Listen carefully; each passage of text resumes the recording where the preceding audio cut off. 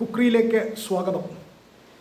നാളെ പുലർച്ചെ ഇന്ത്യൻ സമയം 4:30 ക്രൊയേഷ്യയും പോർച്ചുഗലും തമ്മിൽ ഏറ്റുമുട്ടും.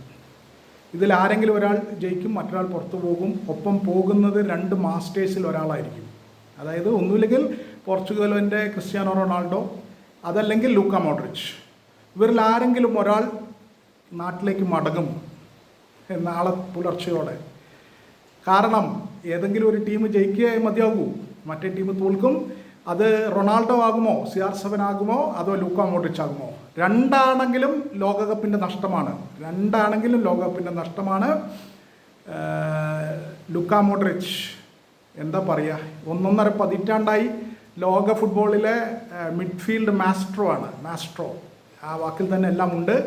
ഇതിഹാസ താരമാണ്. മിഡ്ഫീൽഡിൽ കളി ഒരു മ്യൂസിക് ഓർക്കസ്ട്രേഷനിൽ ഒരു മ്യൂസിക് കണ്ടക്ട് ചെയ്യുന്നത് പോലെ കളി മെനഞ്ഞെടുത്ത ലൂക്ക മോഡ്രിച്ച്.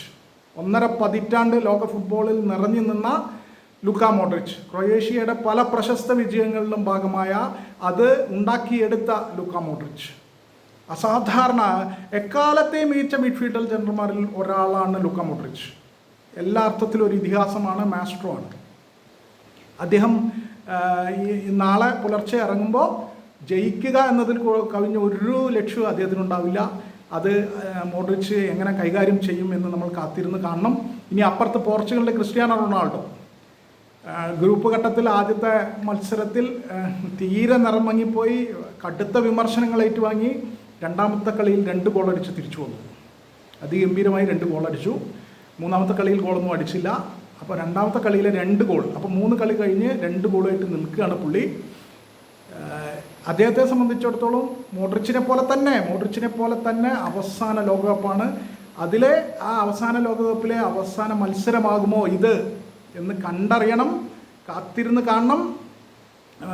ഈ 2 റൊണാൾഡോ ആയാലും മോഡ്രിച്ച് ആയാലും രണ്ടുപേരുടെയും കളി അവരുടെ ടീമിനെ കൂടി ആശ്രയിച്ചിരിക്കുന്നു. അവരുടെ ടീം കൂടി എങ്ങനെ പെർഫോം ചെയ്യുന്നു എന്നതിനനുസരിച്ചായിരിക്കും അവരുടെ കൂടി ഭാവി. റൊണാൾഡോ എത്ര കാലം ഈ നേരത്തെ മോഡ്രിച്ചിൻ്റെ കാര്യം പറഞ്ഞ പോലെ 1.5 പതിറ്റാണ്ടിലധികം ലോക ഫുട്ബോളിനെ ത്രസിപ്പിച്ച് നിർത്തിയ CR7 എന്ന ചുരുക്കപ്പേരിൽ അറിയപ്പെടുന്ന ക്രിസ്ത്യാനോ റൊണാൾഡോ എക്കാലത്തെയും വലിയ ഇതിഹാസങ്ങളിലൊന്നാണ് ഫുട്ബോളിലെ. ആ ഇതിഹാസം എങ്ങനെ നാട്ടിലേക്ക് തിരിച്ചു പോകുമോ അതോ ഈ ലോകകപ്പിൽ തുടരുമോ? കാത്തിരുന്ന്